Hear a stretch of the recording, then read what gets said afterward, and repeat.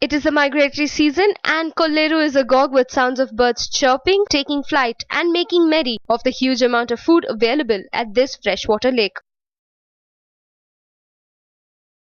During the migratory season, birds such as the Siberian crane, ibis, flamingos, pelicans, and painted storks visit the lake.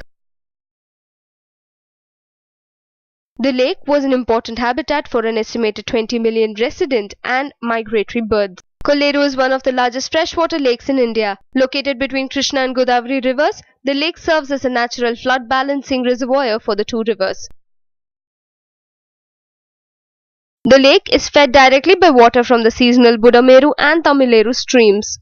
The area is a wildlife sanctuary and designated a wetland of international importance.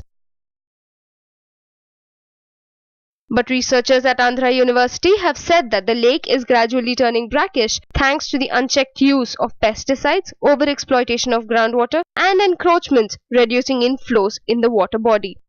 News Desk, CVR English.